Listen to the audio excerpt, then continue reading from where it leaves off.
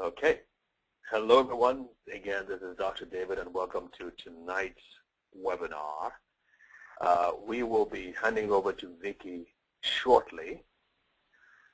In the meantime, I'm going to read out her bio, but first of all, we have to show up our disclaimer slide because this is not about a substitute, you getting a substitute for your doctor's or your professional healthcare provider's advice and skill.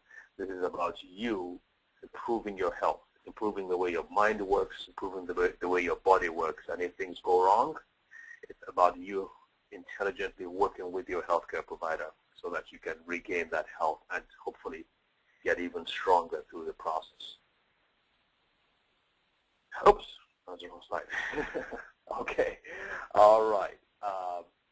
I'm going to hand this over to Vicki while I read her bio. So Vicki, over to you. Select clean screen, please.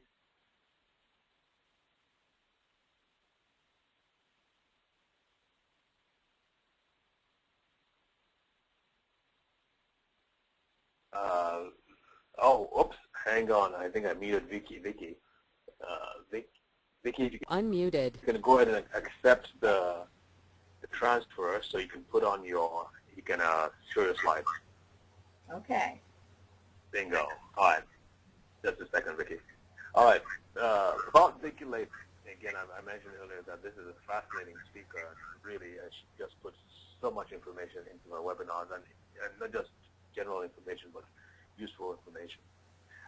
Vicki Latham graduated in 1992 from the Oklahoma University Health Science Center in Oklahoma City, Oklahoma. She is a board-certified physician assistant, and she has worked at several health centers and women's clinics, including a 10-year tenure serving as the women's health practitioner at the Oklahoma State University Health Center, where she gained valuable experience attending to the unique medical needs and challenges of male college students. And she actually has done a presentation called,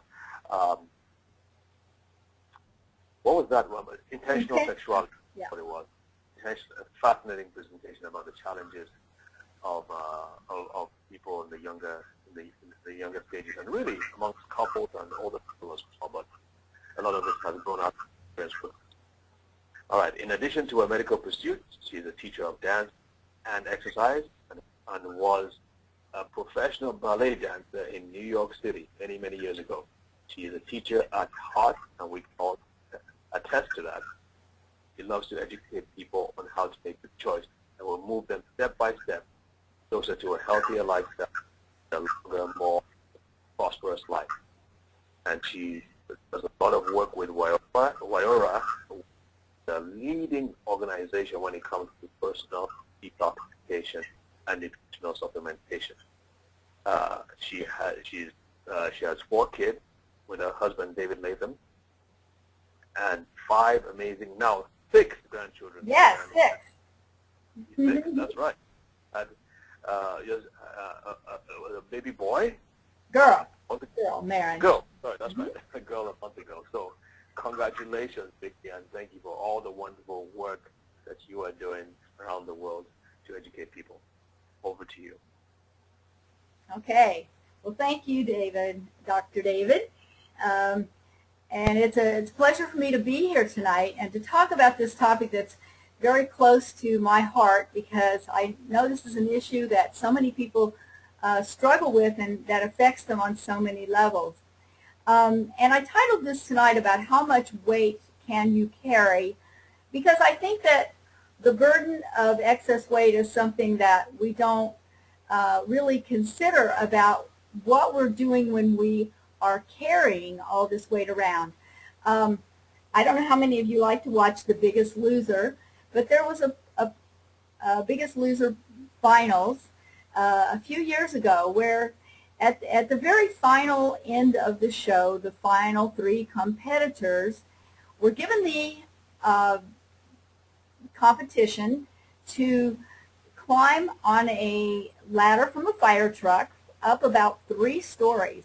Well, by that time, they were all in such great shape that to zoom up this ladder and ring the bell and the first one down was going to be the winner, they were thinking that was going to be really easy. until they brought suits where they had to wear all of the weight that they came into the competition with. Well, as they began to climb the ladder carrying all of this excess weight, by about halfway up, all three of them were crying. And by the time they struggled to the top and rang the bell, they were crying and I was crying. And as they got to back to the bottom, all three of them said, we had no idea how much weight we were carrying, and we will never carry this much weight again. So that's something that I'm going to talk about today because we have some really good news to share, and that is that, you know, we human beings are capable of changing. And people who do research on change find that 3 factors have to be present in order for someone to change. One is that they have to believe that it's possible, and I'm really hoping that I can give you some ideas today where you can believe that you can lose that extra weight, that it is possible. The other is that they have to really believe it will be beneficial. It will be worth the sacrifice that it might require, and that it will bring about a better future for you. And the third thing is that you have to actually believe that you can do it. You have to find a way that is convenient and a way that you can accomplish this change that you can live with. And that's why I'm not a supporter of all kinds of fad diets, because if it's not something you can live with for the rest of your life, you may lose some weight temporarily, but you won't keep it off. And we want real change. And as I'm going through this today, my slide is stuck. There we go. We also know that change happens best by taking little baby steps. And there's even what we call the small steps philosophy of change. And that when you take small steps in the same direction over time, you will reach your goal. The idea of losing 100 pounds is terrifying. But if you lose 2 pounds a week, you'll lose 100 pounds in a year. So if you take these tiny steps, week after week, day after day, you can accomplish some amazing goals. And this is accomplished by a daily commitment to walk this out to bring you to your goals. So I'm hoping that you will get out a piece of paper, and as I'm talking, I'd like you to write down 3 things you hear tonight that are new to you, or that you think, wow, that I could do, that I could apply to my life personally. And then after you're done with these 3 things, I want you to think about one of them and figure out how you could implement that as a goal for this week, and make that tiny step to accomplish that one thing that you learned tonight. Here's my information, because I want to give it to you now, because some of you may have to leave. You may not stay through the whole presentation. I want you to be able to contact me. One of the things that I recommend is that you get yourself a 5-pound weight and you stick it in your purse, or you stick it on your backpack and you carry it everywhere you go for several days. You will be really astonished to see how much 5 pounds, how much fatigued you are by the end of the day. And so this is just one of 5 pages of suggestions that I have found over time to be helpful. If you would like to have a copy of this, you can send me an email at toxinclear@gmail.com, and I will be more than happy to forward that to you. And if you, on your email, or if you're listening on a friend's computer, I can, if you'll send me your address, I'll put it in the mail to you. Now, I do a lecture called 5 Keys to Health, because these are not exclusively the only things that you can do to improve your health, but I think they're 5 very key things, and they're a great jumping off place for helping you to overall improve your health. But tonight I'm going to use these 5 things to talk about their effects involving your weight management. First of all is stress reduction. Cortisol happens whenever your body is stressed.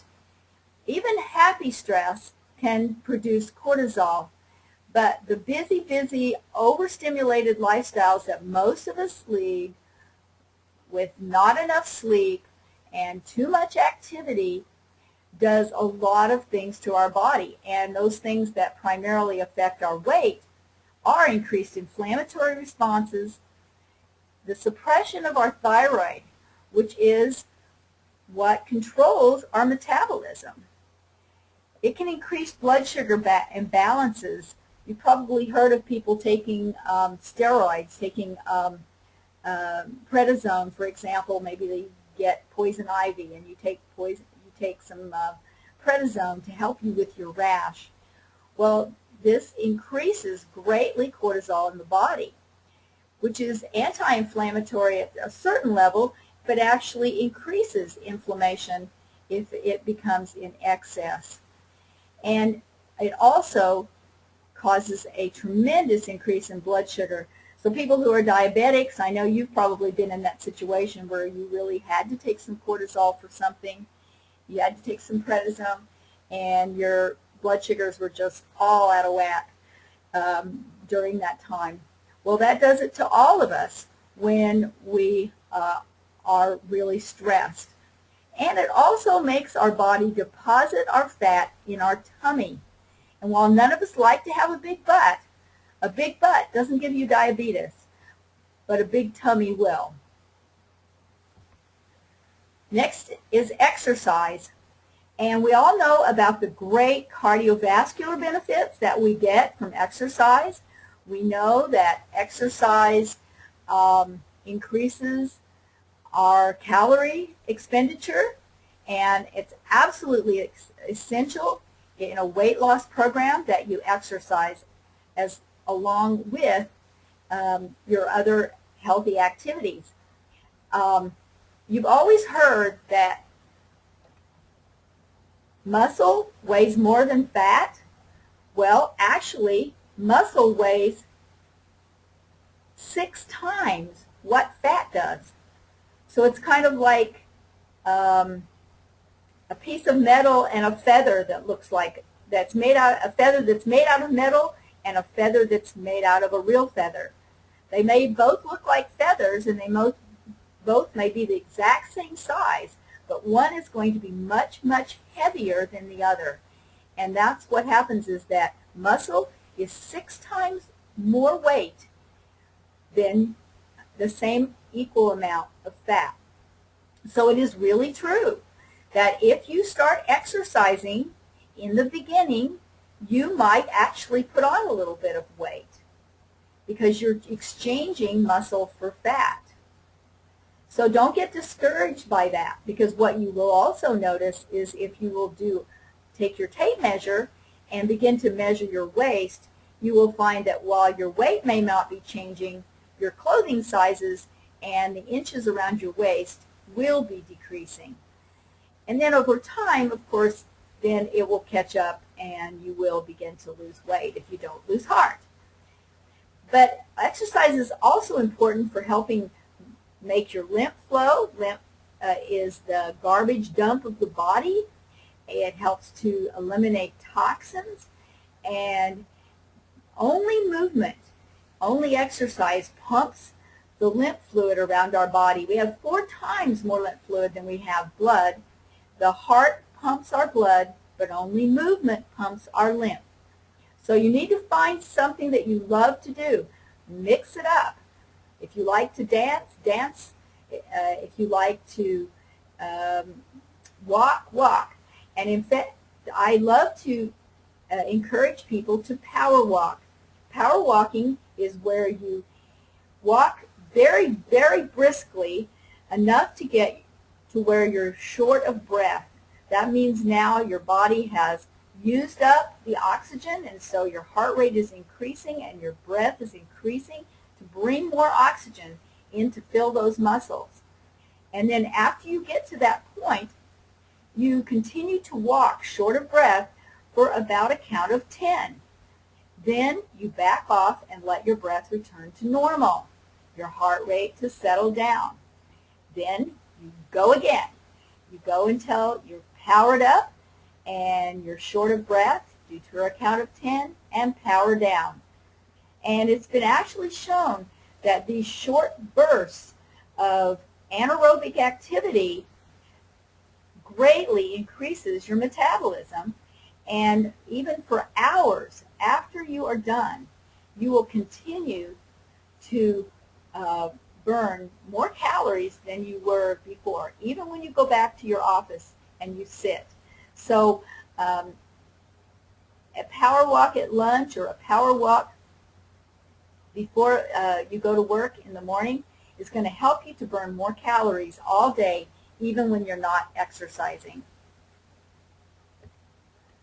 Now, for stress reduction, exercise is one of the best stress reducers we have. Burn off those excess calories, burn out that excess cortisol. But having a strong spiritual faith with prayer and meditation has been shown to be the absolute best stress reducer. You want to find a helpful friend to talk out your concerns and an accountability partner so that when you don't feel like getting up and getting out and exercising, your friend will say, come on, let's do it. And finally, dehydration is a major stressor. As you begin to exercise more, you want to be increasing your hydration, and you want to really avoid that because it's a major stress to the body. Now I'm going to talk mostly about diet because that's what I know you want to hear. And you want it to be a balanced choice of complex carbohydrates, you want it to be high in fiber, with lean protein and healthy fats, and eaten as close to the natural state as possible. I suggest you seek out and find the farmer's market that's in your area. There are food co-ops and buying clubs and CSAs, or even grow your own, which is great exercising. Gardening actually burns quite a lot of calories. Now, in knowing about how you can go to your normal weight, and I am going to get back to talking a lot about diet in a minute, but I want to just bring this up as to why it will benefit us to gain weight, to lose weight. These are the categories when you check your BMI. And I know we all hate this word, this morbidly obese word, but really all that means is that you can get to these other levels of overweight and obesity and not have other health conditions, not necessarily be diabetic or have hypertension. But when you get to a BMI of over 40, you are going to have what we call comorbid problems. And you are going to, at that point, have probably hypertension, issues with your blood sugar, and so forth. So you want to not be afraid of that word. You just need to understand that that means that now you've reached the point where this is medically going to be harming you. So as you look through these pictures, you can maybe pick out what your BMI probably is. And I didn't put up a BMI chart because they're everywhere on the internet. Just type in BMI and you can find one. Get your weight and height and you can figure it out what your BMI is. We are obviously having an obesity epidemic. And this is really a scary slide and very important for you to see. Back in 1990, there was not one single state where the obesity level was over 10%.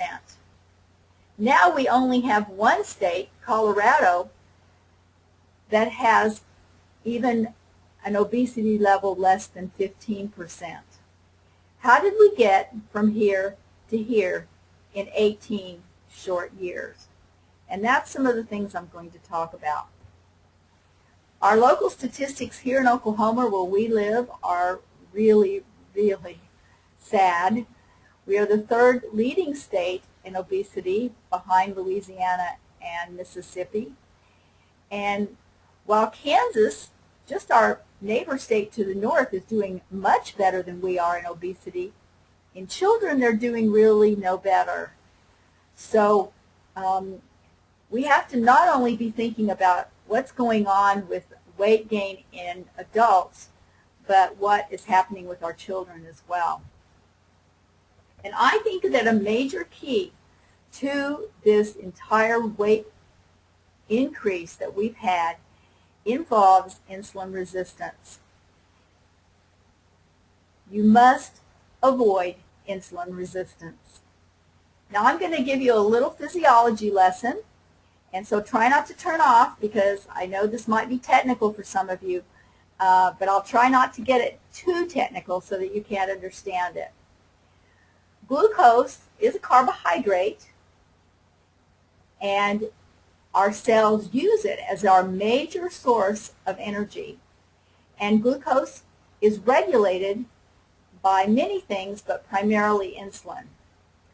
Insulin is a hormone that's produced by our pancreas, and it acts on our cell membranes to make them permeable to glucose that's circulating in our blood, so that the glucose, the blood sugar that's in our blood, doesn't stay in our blood, but gets pulled into our cells to do the job that it needs to do to feed our cells so that our cells can do all their metabolic processes. And our human brain uses 20% of our body's glucose supply, whether we're asleep or awake. So the very first thing that happens when our blood sugar gets low is our brain is affected. And our brain doesn't say to us, I think I'm getting low blood sugar. Why don't you go steam me some broccoli? No, it says, give me a cookie, and give me a cookie now or I will die. And you guys have probably all been in that situation. You know, if you've had a nice big breakfast and you feel wonderful, you can just walk right past that donut. It doesn't bother you a bit. But you see that donut sitting there and you skipped breakfast, your brain is going to tell you, I need some of that sugar. And you're going to eat it. It's very hard to pass it up. So one of the major keys to understanding staying on your diet effectively is that you've got to avoid getting low blood sugar. Another important hormone is called adiponectin. It's produced by our fat cells, and it reduces blood sugar by helping to make our receptor sites for insulin more sensitive and therefore less resistant to the insulin. But as you gain weight, your adiponectin levels decrease, and that can make you even more insulin resistant.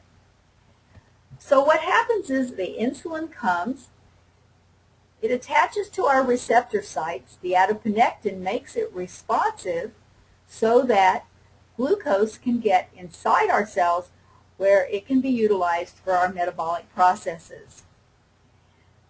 But when we get too much insulin, and why and how we end up hyperinsulinemic, having too much insulin in our blood, is something I'm going to talk about here in detail.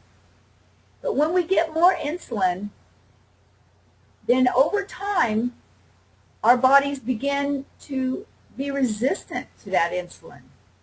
And therefore, the glucose that should be getting inside our cells does not get inside our cells, but instead stays out in our bloodstream.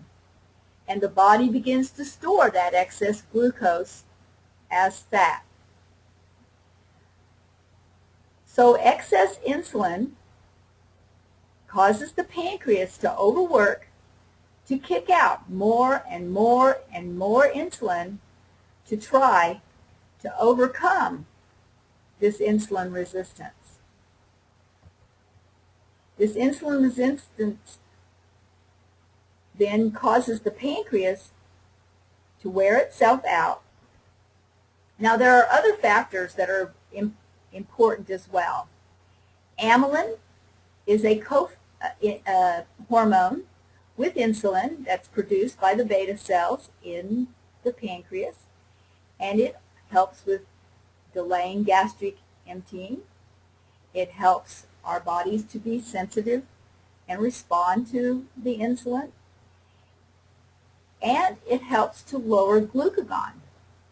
Glucagon is produced from the alpha cells in our pancreas, and it has an effect on our liver. Glucagon is kind of like the accelerator on your car, and insulin is kind of like the brake. When our blood sugar begins to get low, our body produces glucagon, which stimulates the liver to produce more blood sugar. It's called gluconeogenesis, if you want to hear a fancy word, that comes from the liver. So if you aren't eating enough, if you skipped breakfast and you're fasting too long, to help try to keep that blood sugar up, because your brain, again, gets very unhappy when it doesn't get the sugar that it needs. So to keep that blood sugar up, glucagon will get the liver to make some sugar for you. And amylin helps your body not to make too much glucagon. But over time, if you have too much glucagon, that's going to stimulate your body to produce too much insulin. And then again, too much insulin is going to cause insulin resistance. Adiponectin, again, like I said, is produced from the fat cells. And so these three hormones, along with insulin, are major controllers of our blood sugar. But we also have something called incretins. Incretins are peptides that are produced in our small intestine, and they contribute to how quickly we absorb the glucose from the food that we eat, and has an effect on how our body uses that glucose. C-reactive proteins, inflammatory markers, and interleukins are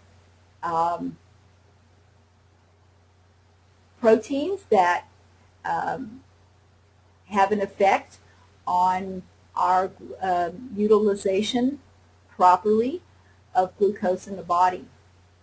Ferritin is something that comes from, it's a protein that helps us to store iron, and excessive iron levels can actually contribute to your body creating more insulin resistance. It can interfere with insulin production in the pancreas, and so it can be a risk factor. Leptin, we thought, might be a huge key, because leptin is something that our fat cells produce that helps our brain know when we've had enough to eat. Amylin also has an effect on that. And so we were hoping that we could supplement the body with leptin, and that would help to control our appetite. However, they found out that the problem with many people who are overweight isn't that they don't have enough leptin, it's that they don't have proper response of their receptor sites to leptin. So right now we still don't really have a good way to do that, but that is something that they're really researching. Some people do have inadequate leptins, and you've probably seen leptin products advertised on television. Sometimes they work for those people who do truly have a deficiency of leptin. But for most people, it's not a deficiency, it's an inadequacy of their receptor sites to respond to it. And so when you supplement it, it still doesn't seem to help, unfortunately. And then finally, there's genetic and epigenetic factors. Um, I hope this will give you some hope, and that is that being a diabetic or even being overweight may not be as genetic as you think. It's really not necessarily true that I just come from a fat family, that's just the way we are. We're all big and that's the way it is.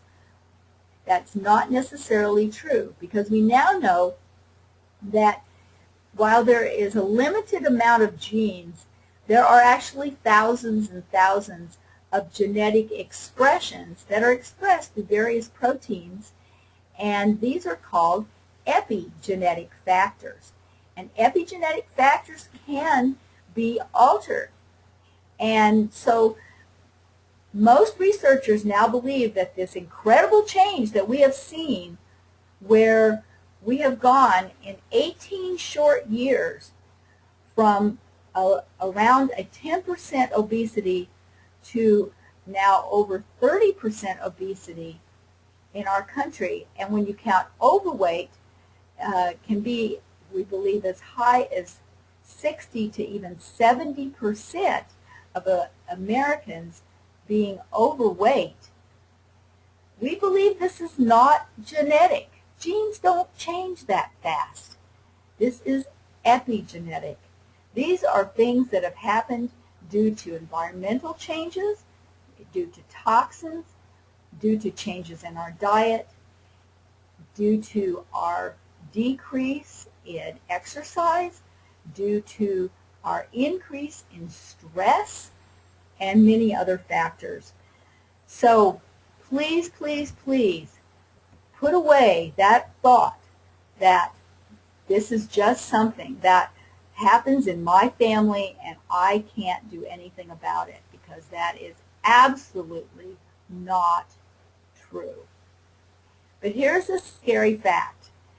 By the time you go to the doctor and you get a fasting glucose test that is abnormal, you will have lost 40 to 50% of the functioning of your pancreas and the production of that amylin and insulin and glucagon that you need to keep your blood sugar balanced and in control. But it's still not too late. You still, if you can get things under control, get your diet under control, reduce your stress, get your weight to normal, you may be able to completely reverse this situation. Or even if you do need some medications, you're going to need a minimal amount of it. And it's going to greatly improve your cardiovascular health as well, because that's the reason most people die of their diabetes. They die from low blood sugar because things get completely out of whack, or they mess up on their medications, or it's from cardiovascular disease, because blood sugar has a profound effect on damaging our blood vessels and our heart. So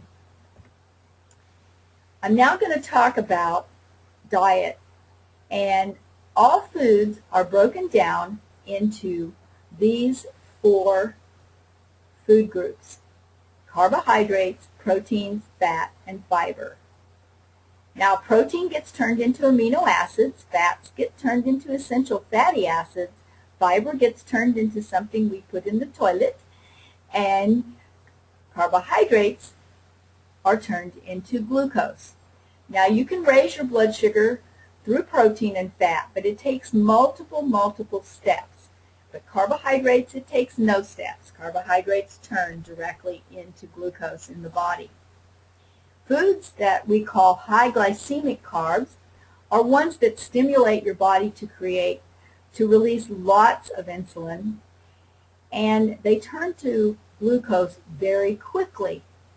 Low glycemic carbohydrates still turn to glucose, but they're usually extremely high in fiber, and because of that, they turn to glucose slowly.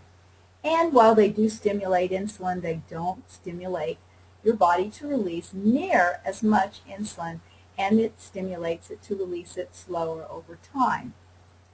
Our body digests carbs, then protein, then fat, then fiber. Diets that where you don't eat any fat, you're going to be hungry all the time because fat is our satiety food. It's what makes us feel full. And so when you don't eat fat, you're going to be hungry all the time. So first carbs, then protein, then fat, then fiber. So when you do eat your high glycemic carbs, you want to eat them in the highest fiber form that you can so that it delays how fast those things are turned to glucose. Now here's some things that are also common, and if you think back, when were most of these foods introduced? Back in the 90s, MSG began to be put into food because it makes it makes food taste better and makes your body want to eat more. Artificial sweeteners, sucralose and aspartame began to be added to many, many foods. High fructose corn syrup, and no, it's not just corn. And people, of course, began to drink more and more diet pops, but also regular soda pop. I sometimes joke and say that the 4 American food groups are actually meat, bread, soda pop, and chocolate. And we're not talking healthy chocolate here. We're talking candy bars. I'm going to talk about healthy chocolate later. But even fruit juice in excess. How many children do you see walking around with their sippy cups all day long drinking juice, juice, juice? This is, while it is a low glycemic carb, fruit juice is kind of a medium glycemic food, and it turns to sugar pretty quick, and it stimulates a pretty good hefty amount of insulin. And of course our refined carbohydrates, where we've taken out all of the fiber, is going to make them turn to glucose more quickly, is going to increase the release of insulin, and over time increase insulin resistance. And also nitrosamines from the nitrates in processed meats. Sorry, Jared, but those nitrates really can increase insulin resistance. In fact, there's been studies that show that mothers who eat a lot of processed meats in pregnancy have a higher risk of having a baby born with type 1 diabetes. Here where we live in Oklahoma, there are many people who have well water, and many of them have high nitrosamines in their water. So if you do have well water, I suggest that you get yours tested for nitrosamines. Carbohydrates that do support a normal blood sugar is going to be stevia, a wonderful herb that actually not only doesn't cause insulin resistance, it actually reduces insulin resistance. It feeds and has a positive effect on the functioning of the pancreas. So you can get that. My favorites are sweet leaf, and another one I'm going to talk about later. Fruits, eating whole fruit. It's high in fiber, and it doesn't, unless you eat them in excess, isn't going to raise your blood sugar. 1 to 2 fruits daily is really, I think, critical to your health plan because they're such an excellent source of nutrients, enzymes, and other wonderful nutrients. We want to eat healthy fats, nuts, seeds, avocados, because these are thought of as fats, but they're also carbohydrates. Our veggies, of course, are green leafies and are very high in fiber. Beans and legumes, high in fiber, and dark chocolate. Now, we're not talking about candy bars here that are full of sugar and artificial stuff and all kinds of saturated fat. We're talking about healthy 70% dark chocolate. at least 70%. Now, maintaining your healthy weight, diets don't work, but lifestyle changes do. So I'm going to talk next about the low carbohydrate diet. That means that you're eating from here over, primarily protein and fat, minimal to no carbohydrates. And when you're eating this kind of diet, the reason that it works, and these diets do work for lifestyle, because you're not stimulating any insulin. Carbohydrates stimulate you to release insulin. Protein and fat does not. So if you're hyperinsulinemic, if you have too much insulin and you're developing insulin resistance, your fasting insulin levels are going to be elevated. And so when you eat a carbohydrate, your insulin levels are going to go even higher. But if you have too much insulin and you don't eat anything that's a carb, then you are not going to be stimulating your insulin levels to rise. And in the presence of high insulin levels, your body doesn't like to break down fat easily. It really has an inhibitory effect on the breakdown of fat. So these diets work because you aren't eating any carbohydrates, so you're not stimulating insulin. And so your insulin levels are being kept low. But nutritionally, I think they're a disaster. They're way too high in fat, way too high in protein, which stresses the kidneys, which if you're overweight or if you have any blood sugar issues, your kidneys are already compromised. And these low glycemic foods contain most of your vitamins and minerals, many of the vitamins and minerals that are necessary for your body to break down fat properly. So the other concern is, can you eat like this as a lifestyle forever? No, you can't. There are some diets where you start out for a week or two eating mostly protein and fat just to calm down your insulin levels. I don't have any problem with those. But long term, to eat nothing but protein and fat, I don't believe is a healthy lifestyle or a healthy diet. Again, low-fat diets are not good because our body needs fat. All our hormones are made out of fat. Our blood vessels are made out of fat. You cannot, almost all the metabolic processes require fat. So you don't want to go on a fat-free diet. And I really think that fat-free dieting is what has majorly contributed to the weight issue, because people are so hungry that they overeat. They eat too many calories, they eat too many carbs, and it causes them to gain weight and causes them to have more insulin resistance. But now a low saturated fat diet is awesome.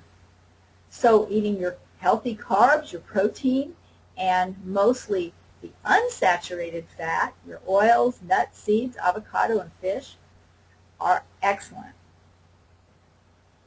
A low-calorie diet doesn't work because if you eat too few calories, you're going to slow your metabolism down. Just to eat, breathe, and do your metabolic processes, you need 1,200 calories. If you're an adult, you need 1,200 calories a day. I never recommend any diet less than 1,200 calories. And if you're eating really healthy foods, it's almost hard to get 1,200 calories into your diet. If you're eating the recommended 5 fruits and vegetables, you're going to be so filled up with fruits and vegetables that it's going to be hard for you to eat enough of other things to get more than 1,400 to 1,600 calories a day into your diet, which should maintain anyone at a healthy weight. So low-calorie diets really don't work. Starving yourself doesn't work. The other thing that happens when you eat low calories is your body tends to feel it's in a state of fasting, and so then it's going to activate much more glucagon. The glucagon is going to increase your blood sugar. Your body's going to stimulate more insulin to try to calm that high blood sugar down, and you get into the whole metabolic syndrome that is the problem I've talked about already. Food combining diet I love. I find when people really are doing everything right, but they just still are having trouble losing weight. Some people don't digest food very well, and if they combine their foods, I have an article that I wrote for the Thrive magazine. You can go to thriveok.com, and you will love these wonderful health magazines. They're produced right here in Oklahoma City by the Oklahoma City Health and Wellness Group.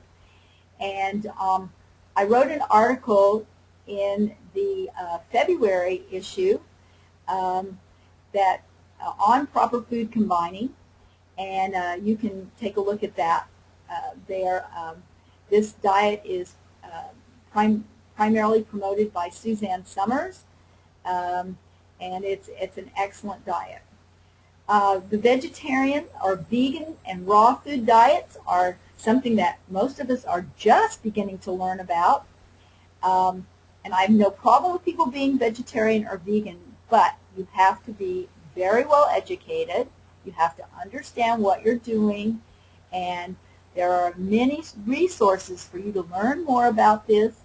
And even if you don't live a completely vegetarian or vegan or raw food diet, we want to not live to eat. We want to eat to live. And it's not the food in our life that matters. It is the life in our food that matters. And when you're eating raw foods, things like sprouts, unless they have E. coli, I guess you guys have been hearing about this outbreak in Europe with E. coli in it, but that's improper production. Normally, eating all kinds of sprouts are excellent sources of protein, and they are live food. They're still living when you eat them. They're full of chlorophyll and other wonderful things. So, but it's not just eating sprouts or eating a raw carrot. Vegan and raw food diets are very, very specific, and if you don't know much about it, there's lots of resources for learning more. And then we have the low high glycemic carbohydrate diet, and that's the one that I recommend, and that is that you eat basically from here over minus the bad fat. Now, if we only ate these and only ate these and only ate these with lots of these, we would be extremely healthy. We really don't have to eat these in our diets. The high glycemic carbs really aren't necessary. But it would be really hard to live a normal lifestyle, especially in America, and never eat these things. So what I recommend is that you, when you're dieting, that you eat only one of these a day. So you can't have toast for breakfast, sandwich for lunch, pizza for dinner. You're going to have yogurt and fruit for breakfast. You're going to have maybe a snack of a handful of mixed nuts for a snack. Then maybe some meat and some steamed vegetables for lunch. Then maybe some fruit for snack in the afternoon. And then maybe a few pieces of pizza with a really large salad for dinner, or some pasta with a large salad. Now you've entertained all our food groups, and you have not eaten but one high glycemic carb that day. And if you do eat, when you do eat your grains or your breads, eat them in the highest fiber form you possibly can, such as whole wheat, whole grain pastas, eating your potatoes, little potatoes with the little jackets on them to give you fiber. And when you eat brown rice for your grains, you want to eat brown rice, not white, polished, everything's been removed from it rice. and try to eat that once a day. And as you are losing weight, you can maybe add 2 servings a day back into your diet. You get to your ideal body weight, you may be able to add 2 or 3 servings into your diet.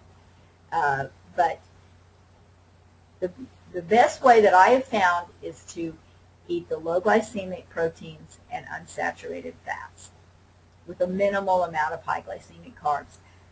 That has been the thing that has worked the best that I have seen. And it's a lifestyle you can live with.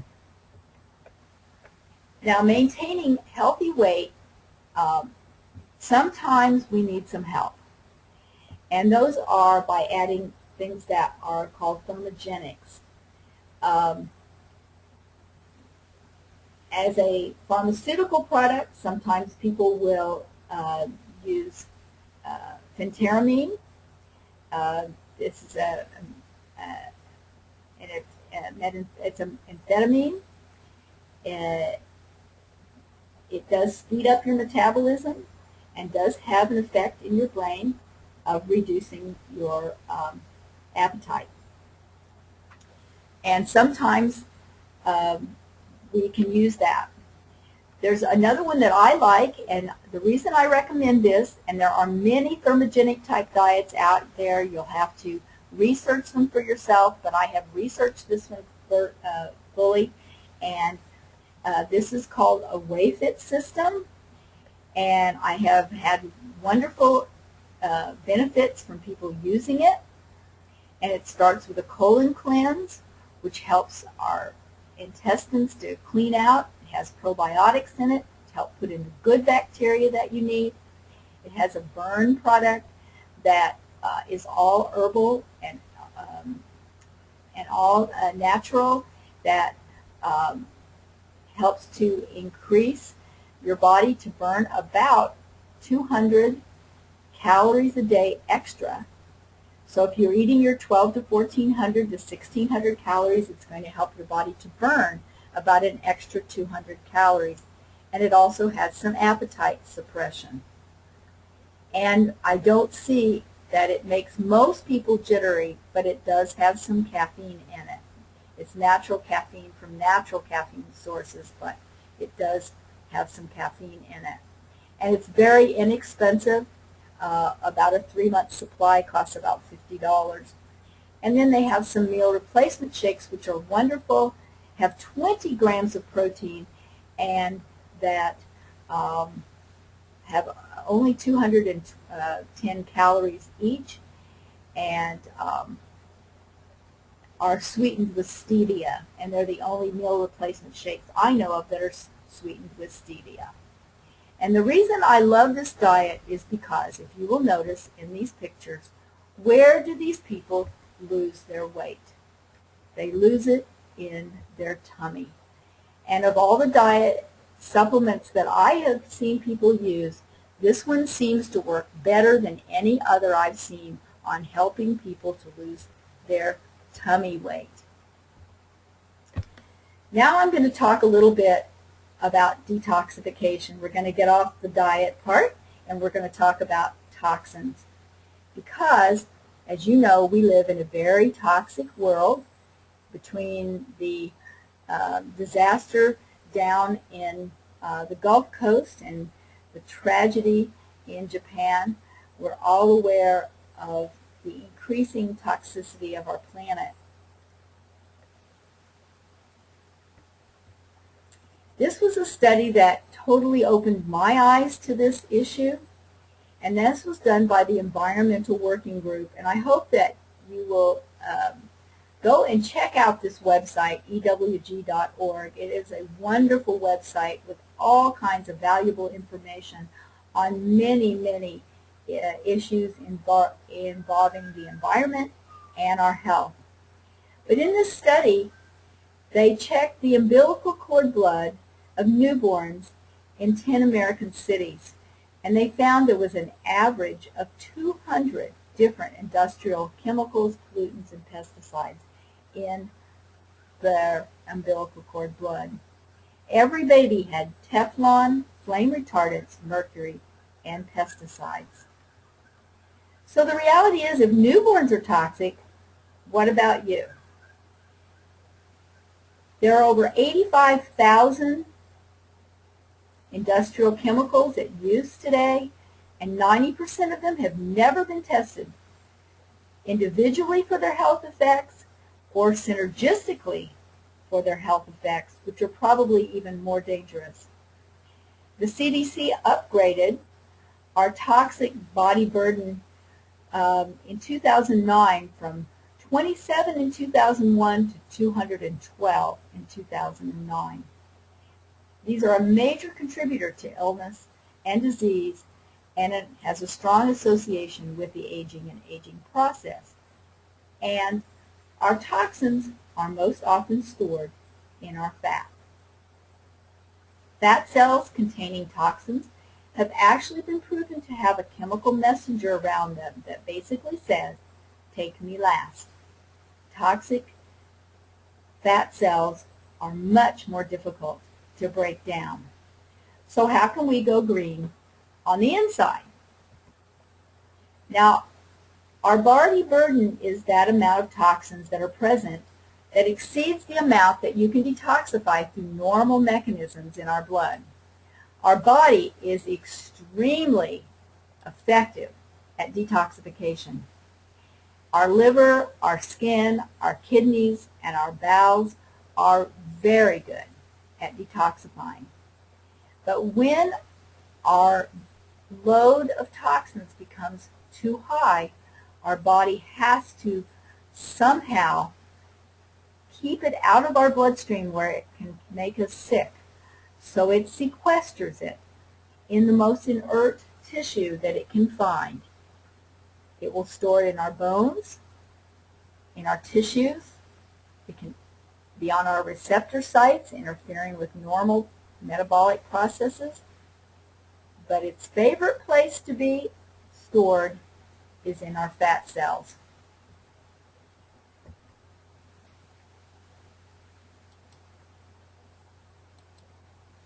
Now, I'm going to talk a little bit about some detoxification methods. I break these down into active detoxification and passive detoxification. Active means that it aids the body in doing what it already does naturally through your liver, your kidneys, your bowels, and your skin. But it does it much more effectively. It could be going to a sweat lodge, a traditional way to detoxify, to sweat those toxins out through your skin.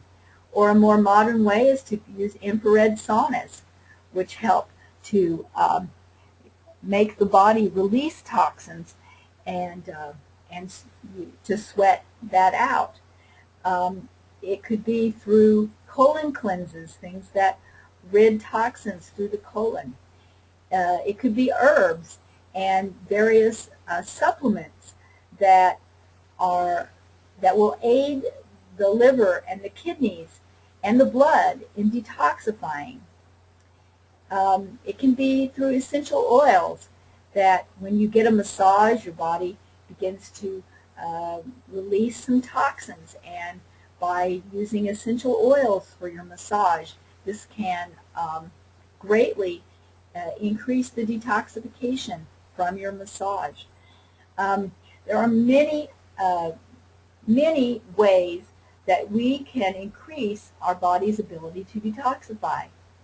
But these are all active ways. They all activate the body to release the toxins, and then it's up to our kidneys, our bladder, our liver, our skin to do the detoxification for us. They usually require education and knowledge. They can sometimes even be dangerous. Now the next thing is passive detoxification. And this is my favorite way to detoxify because it is so simple and easy. And this actually removes the toxins from the body for you. And this is through the use of unique minerals that are called zeolites. There's actually 40 different types of zeolites, and the one that I'm talking about is called clinoptilolite. It has over 800 years of documented consumption in humans. It's been used commercially for over 50 years. It has been evaluated by the FDA and given GRAS status, generally recognized as safe, which means basically everyone can take it, including pregnant women, children, even your pets can take it. And zeolites are formed anywhere that volcanic ash meets seawater. Luckily, around Japan, there is a lot of volcanic ash meeting seawater, and there are lots and lots of zeolite, including clinoptilolite formations, that are detoxifying all of the problems they're having there as we speak. The properties of the zeolite, clinoptilolite, and the reason we say zeolite instead of clinoptilolite is obvious because it's really hard to say clinoptilolite. I had to practice a long time to say that. So we just call it a zeolite because it's in that family. But zeolites are toxin traps. They have a three-dimensional framework with a huge net negative charge, a minus 16,000 negative charge, that traps environmental pollutants, things like benzenes, phthalates, nitrosamines, formaldehyde, things that, food additives. It traps it in the cage and eliminates it. Heavy metals. What do you think happens when a +2 mercury comes against a minus 16,000 negative charged trap that has a cage-like structure? That's right. That mercury is sucked immediately, locked into that zeolite cage, where it can easily be eliminated the next time you go to the bathroom. So let's say that we know that there's mercury in our fish supply.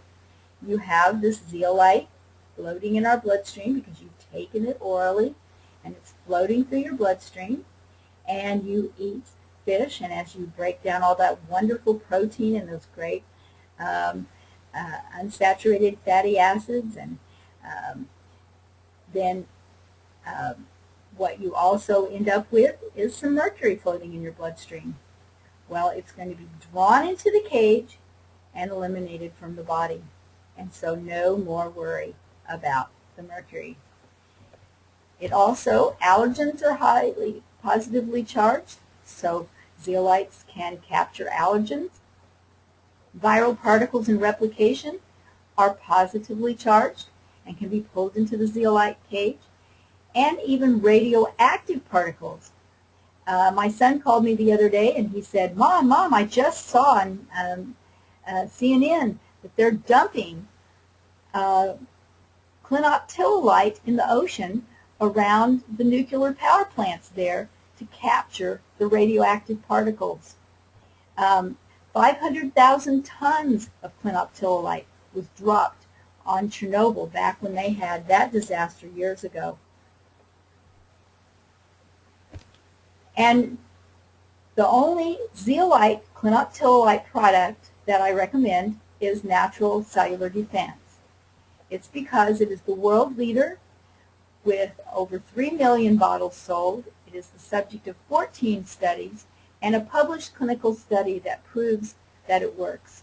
If you'd like to see a copy of the study, again, if you want to email me at toxinclear@gmail.com, I will be glad to send this study to you. And the key benefits of this is that it is the only zeolite product that is purified, meaning that you're putting in a clean cage, micronized, meaning that it can get into the bloodstream. It has been micronized to be small enough, and it has been activated to start the exchange process through the addition of a tiny amounts of calcium and magnesium to start the process of exchange so that it can trap those toxins from your body and remove them. There are other zeolite products out there, but they're all raw, dirty zeolite that is too big to get into the bloodstream. And that's some of the things that are in the study that I was talking about. The company that makes this product tests this. It has the proprietary and patent pending rights to the process that purifies and micronizes the zeolite. So that's why no other company has this.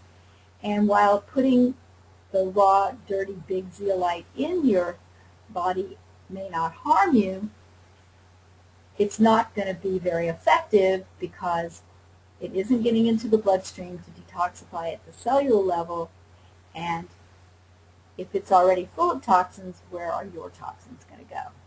So in the studies, it shows that in the first week of use, your excretion rates of toxins are increased 5 to 15 times the normal level. It's easy to use. It requires no lifestyle change. The detoxification syndrome that you get when with active methods which release the toxins into your body is virtually eliminated, extremely, extremely rare, and it is safe to use for people of all ages and highly recommended for pregnant and nursing mothers to keep their milk pristine and to keep those toxins away from that beautiful growing baby. My daughters have used Natural Cellular Defense now through 4 pregnancies, and if I told you how wonderful my grandchildren are, you'd just think I was bragging. Now, I'm going to talk about some supplements that I also have found to be extremely helpful. So I apologize if you think this is an advertisement, but these are things that I have found to be extraordinarily effective and the very best source of these nutrients or these products that I have found. And they're ones that I recommend to my patient and that I think that you will find helpful if you would like to get them. One is Chava Vital Chocolate. You know, when we're dieting, sometimes we feel really deprived, but there's no reason that you can't enjoy some wonderful dark chocolate. Chava is my favorite. It's a 70% dark chocolate. It's made out of organic raw cacao. When you heat the cacao bean, which is what chocolate is made from, you destroy a lot of the nutrients and a lot of the things that make chocolate healthy. So the raw cacao is much superior. There's a very tiny amount of raw sugar, but almost all of the 40 calories come from the pure cocoa butter that is in the product, not from the tiny, tiny amount of raw cane sugar that is in that product, which is very high in fiber. I tell people, think about when you're eating a little piece of chocolate that is a pure chocolate like this, that you're just eating a little handful of beans. This is a low glycemic carb. It is not going to spike your blood sugar, and it is going to satisfy that desire that you have for a little something special. This product is kosher, vegan, gluten-free, and Rainforest Alliance certified, meaning that it is produced with sustainable agriculture. It is free trade. No one and nothing about the planet is abused in the production of this product. Well, you know, we like to eat chocolate when we feel good, and we like to eat chocolate when we feel bad, because chocolate increases serotonin, and it enhances our mood and our feel-good parts of our brain, and we actually have, for this product, brain scans showing that it enhances the part of our brain that goes with mental alertness and concentration, and it decreases the part that controls anxiety and cravings. So I created a website called myweightlosschocolate.com, and you can go there to learn more about this if you would like. It's extraordinarily high in antioxidants. This is a confirmed by Brunswick Lab ORAC value of 37,000. And as we're dieting, as we're breaking down toxins, antioxidants are extraordinarily important. We should get at least 5,000 antioxidants a day, and one little piece of chava actually gives you 37,000 antioxidants. It's also high in potassium and magnesium, which is something a lot of us don't get enough of in our diet. And in every piece is 5 drops of natural cellular defense.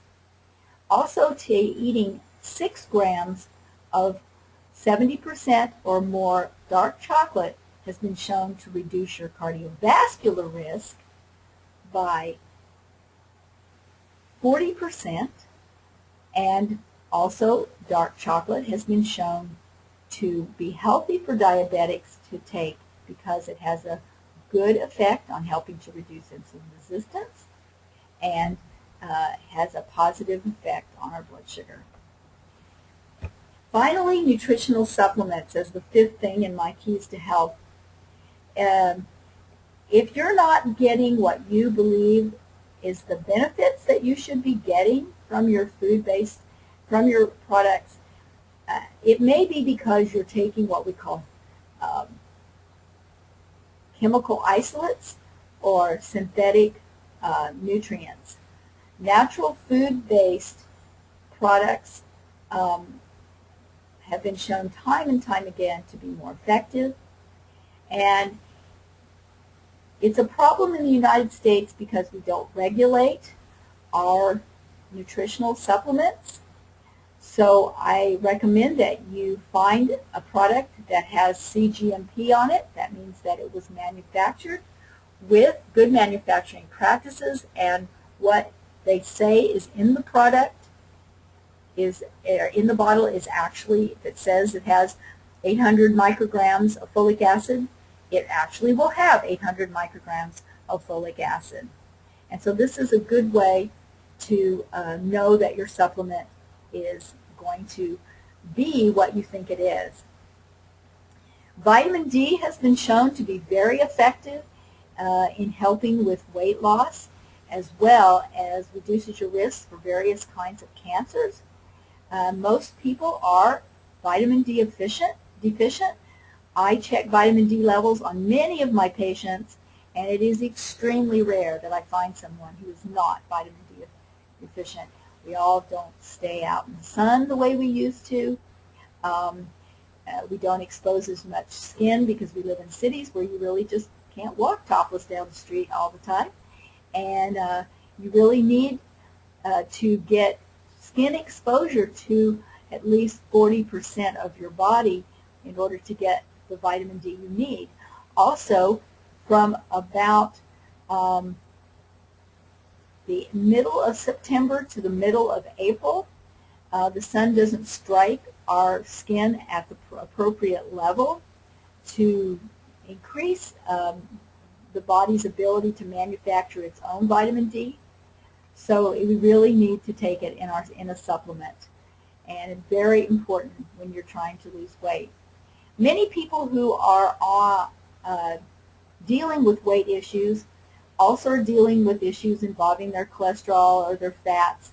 This could be an entire other lecture on finding out what your particle sizes are and finding out what kinds of abnormal cholesterol you have, to know what kinds of products you need to make sure that you have your lipids functioning appropriately.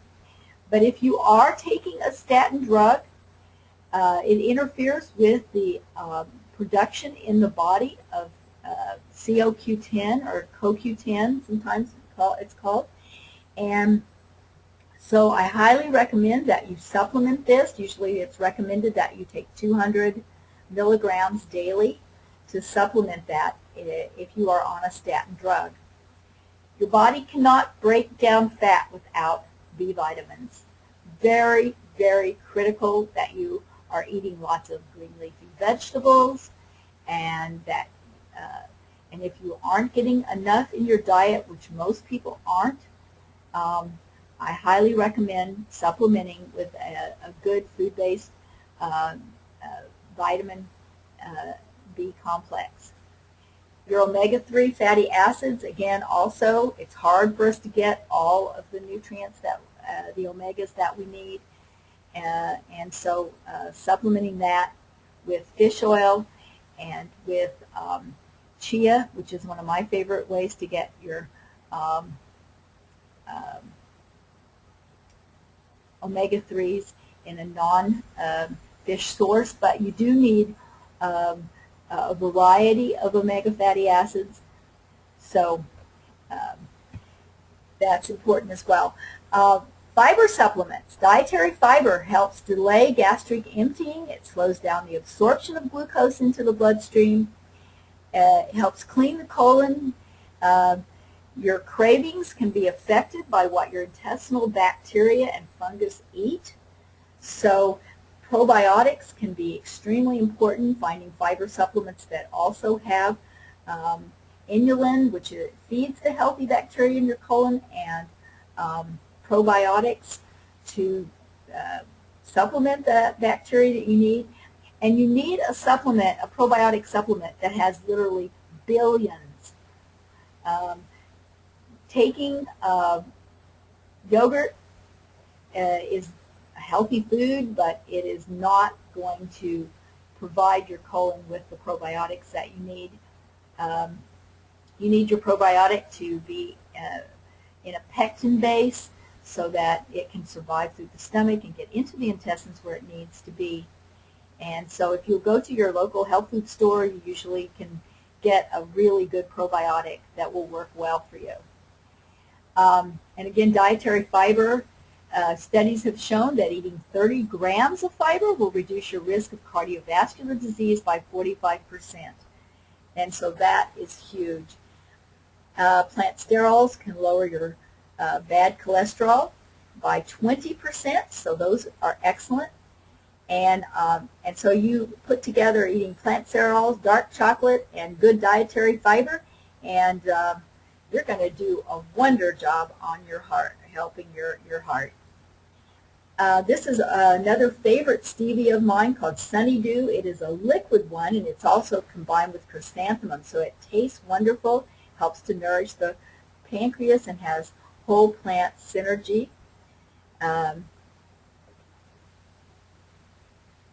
Again, vitamins and minerals. This is just a nutrient source that I like, but any food-based vitamin that you know has been manufactured where you're getting the nutrients in it that it promises.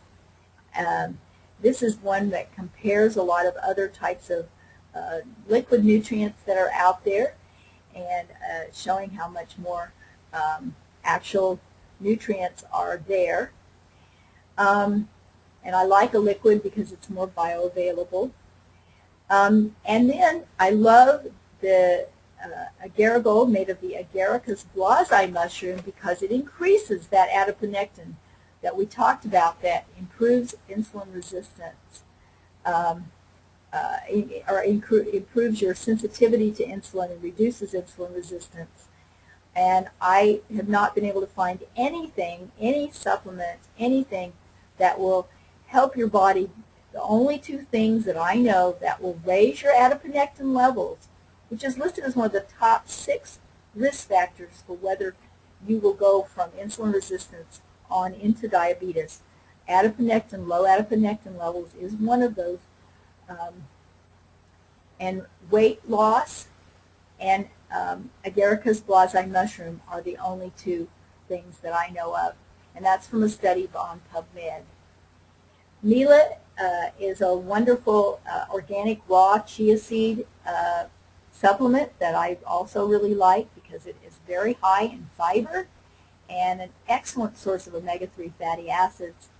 And it is a complete protein that is a vegan protein. And they have a special process that allows the seeds to increase their absorption and assimilation. So, in summary, eat real food. Just eat real food. If nature made it, eat it. If you can't pronounce it, if it's made of chemicals, please. If man made it, watch out. Don't eat orange soda pop and orange candy. And please just eat an orange. It's so simple. The next thing is to make friends with your food. You know, a lot of times when we have been struggling with our diets for a long time, we get to where we feel like food is the enemy. Food is not the enemy. A fat-free diet might be the enemy. Carbohydrates that have no fiber in them might be the enemy. Too much sugar might be the enemy. Having low blood sugar might be the enemy of your diet. The food is not your enemy. Food is your friend. You must eat. You can't say just say no to food. And so I suggest that you make a list of all the foods that you love to eat and all the foods that you will eat, even if they're not your favorites, but you know they're good for you and you're willing to eat them. And then put that up on your refrigerator. And whenever you want to go raid the refrigerator, anything on the list is fair game. If it's not on the list, don't buy it, don't have it in your house, and don't eat it. And then love your body enough to feed it what it needs, not necessarily what it wants. One of those signs of maturity is when we learn how to get the things we need and to distinguish them from just the things that we want. And a lot of times we really do want that donut. But does our body need it? No, it doesn't. And finally, one other thing. There's a high risk of correlation of obesity with people who've experienced all kinds of abuse. Some estimates are as high as 60 to 90% of women who are obese have been sexually abused. I haven't seen a statistic for men, but I would bet that there is some correlation as well. And it doesn't have to be sexual abuse. Any kind of abuse can put you at higher risk of using food as comfort and also using food as a barrier between you and other people who might hurt you. Forgiveness is the most powerful force that I know of to help you to lose weight if this is an issue for you.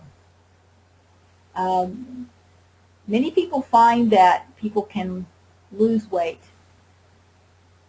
but then they're so uncomfortable in their new, healthier, smaller body, especially if abuse is involved, that they'll put the weight back on subconsciously to bring those barriers back. And forgiveness is a powerful force. And one thing that people don't understand, and I had to learn this myself, is that forgiveness is not saying that what that person has done to you is okay. If what that person did to you was okay, they don't need to be forgiven. That's the precise reason they need to be forgiven, is because it's going to free you and it's going to cut loose the bonds that you have from that person that you hold in unforgiveness, so that you can heal and so that you can become comfortable in a body that's much, much healthier for you. And if these are issues that you have dealt with in your life, please, please get help. These wounds can be healed, and it will greatly, greatly help you in your journey to living in a body that's a healthy weight. So, it's your move, because if you do all the things that we've talked about, it will happen.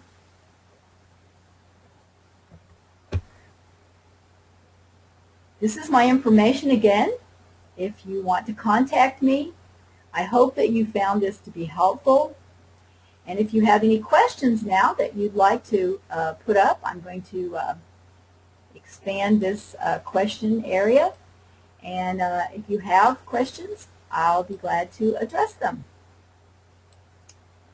Okay, got a few questions.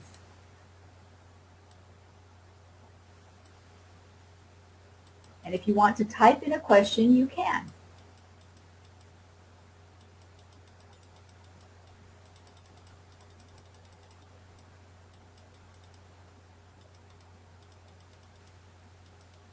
These are all questions about, I can hear you.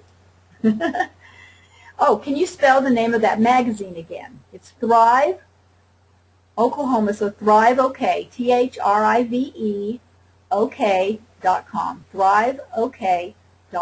You can go to that website, you'll see all the different magazines.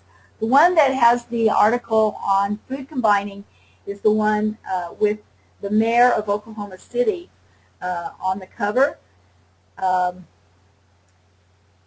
We have a very progressive mayor who was himself at one time overweight, and his goal is to have Oklahomans lose 1 million pounds. And so he is really promoting a healthy lifestyle, because it's embarrassing to live in Oklahoma and be the third fattest state in America. So he is really doing a lot to promote that.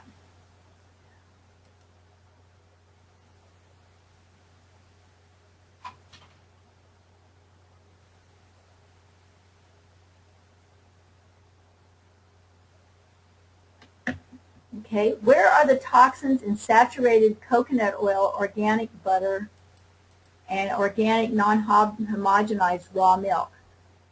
Well, I mean, if you don't put it in, you don't have to take it out. So it would just be if the cattle were exposed to pesticides or toxins, it would be stored in their fat as well. Coconut oil would probably be if pesticides were applied to it. Coconut oil, there are certain kinds of coconut oil that are excellent for you, and there are other kinds of coconut oil that are not. So you want to get the good coconut oil. Of course, the organic butter and the raw milk products are going to be obviously better. They also have more enzymes. They haven't been processed. The protein's easier to digest, and so forth. So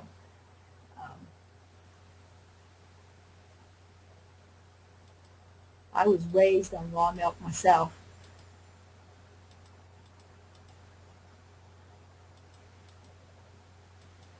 Thank you, Susan. Thanks for the compliment.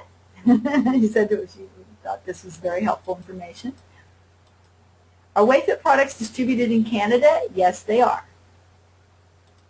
You can get them mailed up there to you.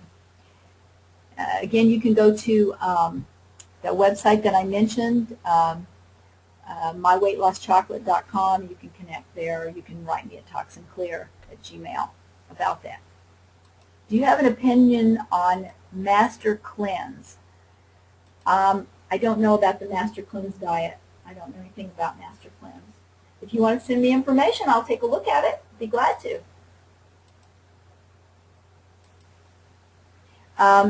Give me the name of the zeolite supplement. Again, is Natural Cellular Defense. Sometimes it's called NCD for Natural Cellular Defense. There's a website called ncdsupport.com. Just go to ncdsupport.com, and there's lots of good information, and you can link to studies there. There's another website that's extremely detailed. It's called liquidzeolite.org. But if you want to contact me, I'll be more than happy to send you links so you can get information.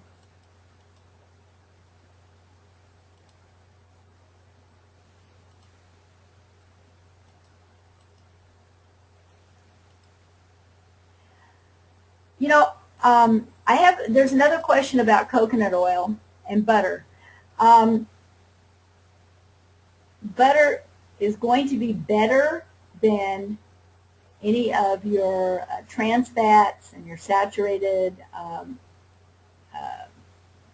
artificially produced oils. I saw a product the other day that was half butter, half olive oil. I thought that was a great idea. And I had some and it was good. It tasted great. It just depends, again, you know, how it's processed, how your body's going to do it. If you are going to eat butter, then eat real butter. But I usually cook with organic Pam, or olive oil Pam, or I use I just use different kinds of oil: grapeseed oil, olive oil. I love grapeseed oil, and it's of course an excellent omega fatty acid oil. I have a friend who is a raw food chef. Her name is Mandy Canistel, and she cooks with coconut oil all the time and knows how to cut open that coconut and make all these wonderful things from coconuts. And if you will write me at toxinclear@gmail.com, I'll send you Chef Mandy's information, and you can contact her, and she can answer all those questions for you about coconut oil. She's a coconut expert. Do I have a clinic people can come to? Yes, I do. I work for Dr. John Williams in Stillwater, Oklahoma, and I do an integrative health practice, meaning that I try to take the very best from the pharmaceutical world, from the world of natural and alternative health, and integrate those into a plan that will work for you. I want you to make the choices about what you want to do about your health. So if people want to take statins, they can take statins. If they want to lower their cholesterol with an excellent fiber supplement and dark chocolate, it's fine by me. I lowered my LDL cholesterol about 47 points with eating that chocolate, and I didn't mind it a bit. It was great. Great way to lower cholesterol. And now everything's under 100, everything's in normal range now, so I was really happy. But my office number is 405-377-8000 if you live anywhere in the Oklahoma area. Obviously, if you don't, if you want to contact me, I'll be glad to try to see if I know someone who is a good health provider where you live. I was told that it's better to take supplements at night so your body can rebuild while you sleep. What do you think? Well, there are some medications that we really encourage people to take at night. Your body will utilize your thyroid medication better if you haven't eaten with it. And so I don't like people to get up and take their medications and wait a really long time to eat. I like people to get up in the morning and eat something because it changes you over from the glucagon that's keeping your blood sugar up and creating that challenge to your body. When you eat, then your body is going to start much more normal utilization of your blood sugar and your metabolism. So I like people to get up and eat in the morning and not have to put off eating because they've got to wait an hour or two for their medications. So a lot of medications just work better when you take them at night. But as far as your supplements, taking them at night, I really don't know. That's a really good question. If anybody else out there knows the answer to that, chime in. I've been eating low glycemic for a couple of years, but not released any weight anymore. I will tell you, one of the things that I've found is when people get to plateauing, if you do a good colon cleanse, that'll sometimes jumpstart your diet again. Or doing the food combining that I talked about, a lot of times that will make a difference. Because it's not that you're Maybe you're eating low glycemic, but you're still eating a lot of, well, although eating the low glycemic carbs with proteins is usually okay. It's eating the high glycemic, eating the starches with the proteins that doesn't digest as well. So if you're eating starches and proteins together, that would be a good thing to change. But if you're eating mostly low glycemic and not eating those high glycemic carbs, then you would be already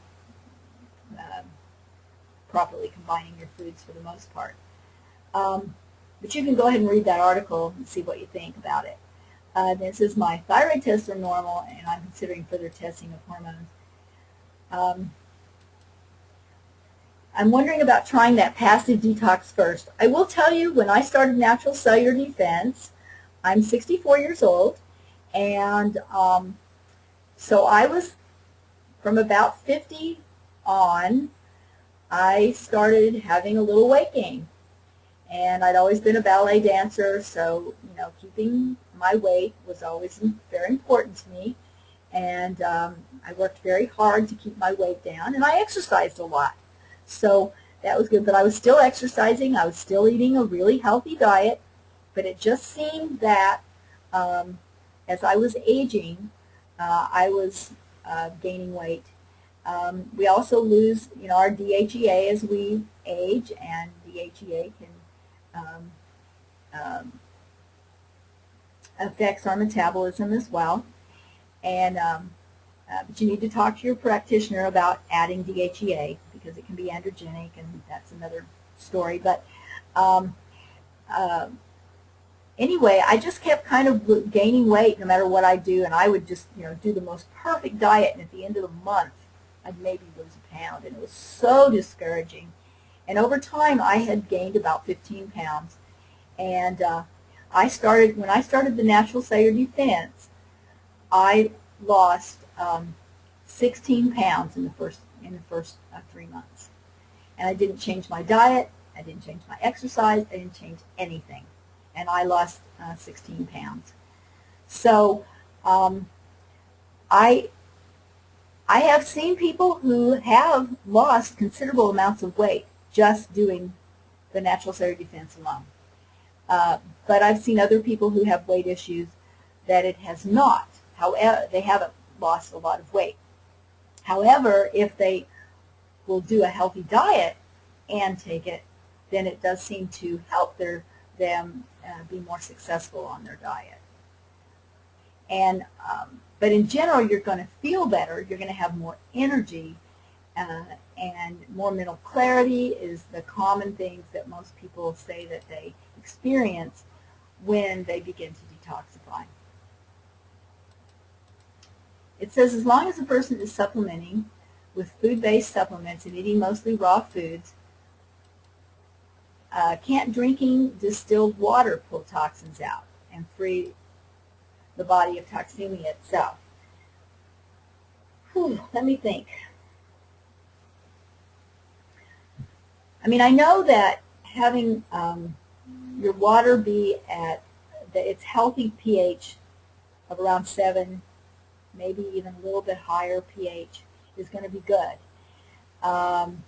Doing the really high pH waters over long term can end up making you too alkaline, and can cause stomach issues.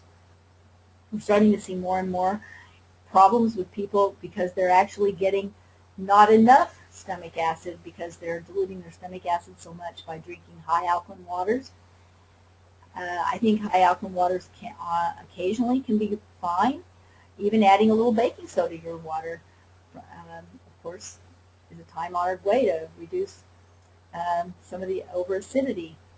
But you can get reflux and stomach issues from not enough acid just as much as you can get them from too much acid. So it's a balancing act there.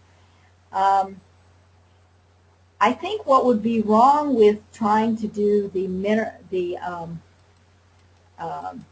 distilled water is that it's going to indiscriminately, it's going to pull out the bad things Um, but it's also going to pull out the good minerals as well.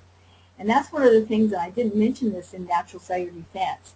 One of its biggest blessings is that it removes the bad stuff but doesn't remove the good stuff. As it turns out, our healthy minerals are things like potassium, sodium, um, uh, magnesium, calcium. Those things are big molecules with low charge and are not, and the zeolite is really not attracted to it. And those big minerals just don't fit in the cage. But our toxic minerals are higher charged and very smaller, and they do fit in the cage. So that's why it will remove mercury and leave the calcium and the magnesium alone. Remove the lead, but leave the calcium, magnesium alone. And that's what these clinical studies also show, not only proving that it will increase your excretion rates 5 to 15 times normal, but will also leaves your calcium, your magnesium, your potassium alone. Now, if you've got inadequate calcium in your diet anyway, you still might need to increase your calcium, but it's not that the zeolite is removing the calcium. You just might be calcium deficient.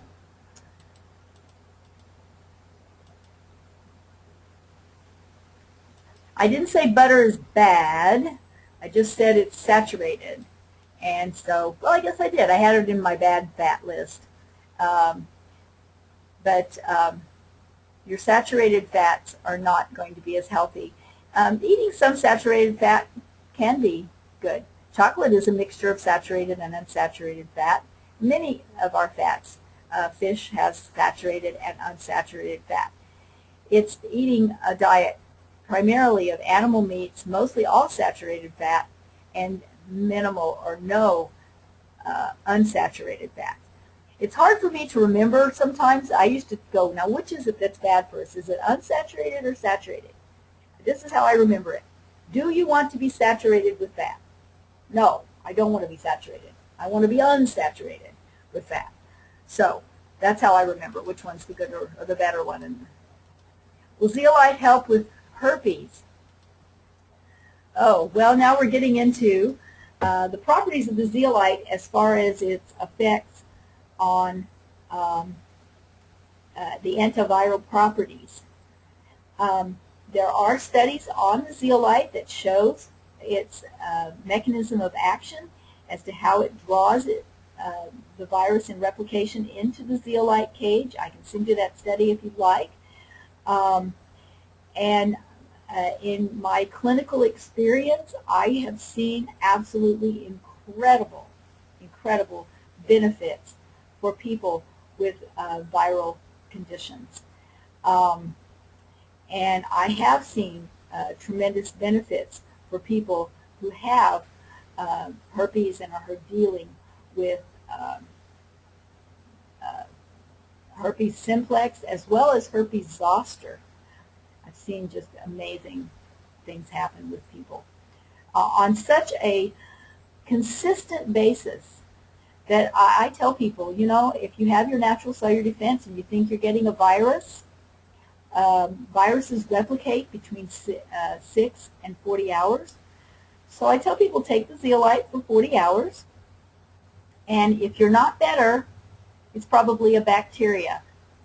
The zeolite can balance the pH, and that does help create a inhospitable environment for bacteria, because bacteria like to thrive in a more acidic pH. And so balancing the pH can be helpful for that, but it doesn't have any real mechanism of action that will help with bacteria. But it has a definite mechanism of action for how it can help with viruses. It just draws it into the cage and you eliminate it from the body the next time you go to the bathroom. It's awesome.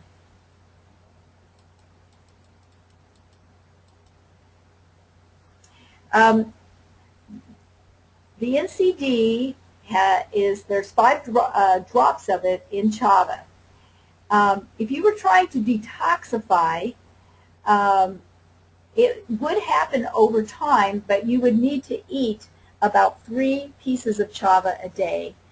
To get all the cardiovascular and other benefits, you only really need to eat 1 piece a day. And the antioxidant benefits, 1 piece a day is adequate. So I usually recommend people do both.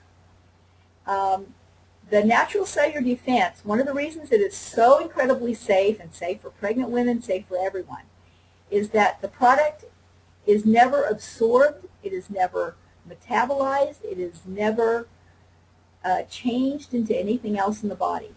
You simply take in a clean cage and excrete a dirty one. You take in the drops, it goes in, travels through the body, removing the things that should have never been there in the first place, and then you excrete it out 8 hours after you take it.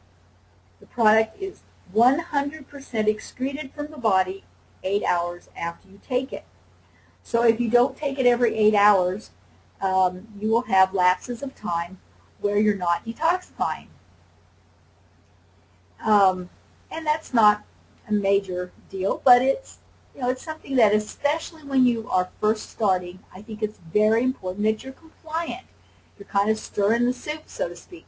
You're getting those toxins out of your body, and so you really don't want to have periods of time where you don't have the NCD on board to detoxify that.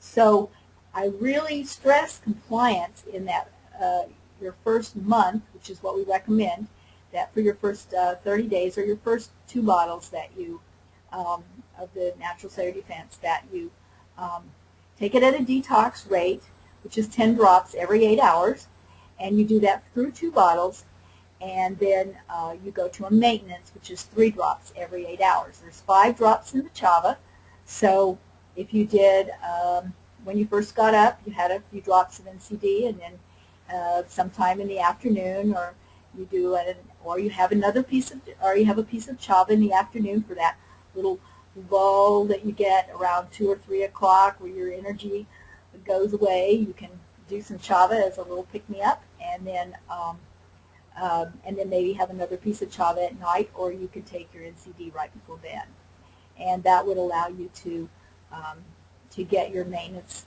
dose throughout the day. But if you're really doing serious about detox, one of the things I love about natural cellular defense is that there is medical chelation, but it can be dangerous. If you ever go to do medical chelation, you want to make sure it's being done with someone who is a very experienced practitioner, because it's not selective. It will remove the lead, but it also is going to remove your calcium as well. And so you have to have lab tests, and sometimes you have to have IV infusions of calcium back into your body, or magnesium, or the electrolytes that can be lost in that process. You don't have that problem with the natural cellular defense. I totally believe that NCD will become standard of care when all of our studies are published. I don't see any reason for anyone to detoxify the body when you're doing a serious detox any other way. It's just so incredibly effective and so incredibly simple to do, and so safe. So I am just, once the light goes on for you and you understand how great this detox method is, you just wouldn't want to ever be without it. I've been on it for 5 years, and I wouldn't want to be without it. But if you are taking it at, if you go for medical chelation, I called around locally here. Your first visit usually is in the range of $700 for all the lab work and the procedure and the equipment and the medication. And then it's somewhere in the neighborhood of $200 for each follow-up appointment. Most people go for at least 10 chelation treatments, usually feel terrible. Everyone that I've seen who takes it feels awful while they're going through the process. And with the natural cellular defense, you can detoxify your body for an entire year, 24/7, starting with the detox dose in your first month and taking it at maintenance for the rest of the year for right at $400. That's for a year. So extremely, extremely inexpensive to receive this kind of benefit from that kind of money. So I hope that kind of answers your question.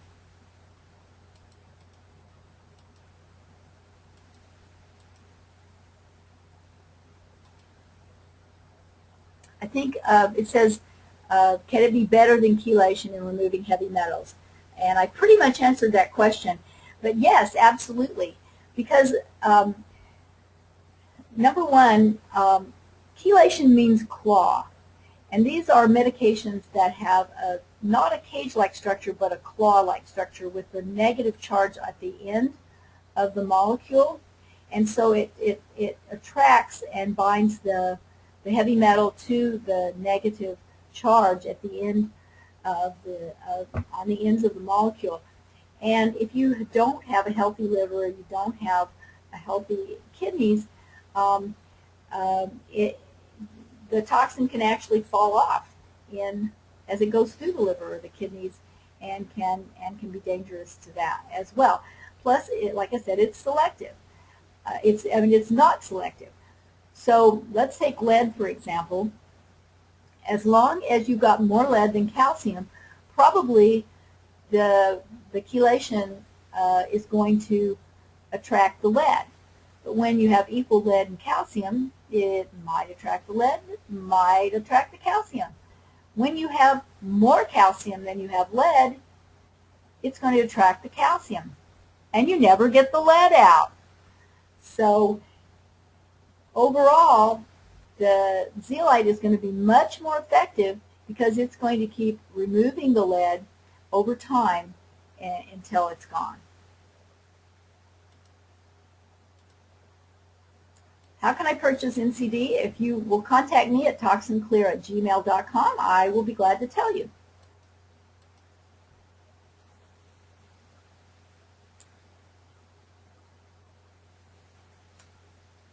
That's the end of all of our questions.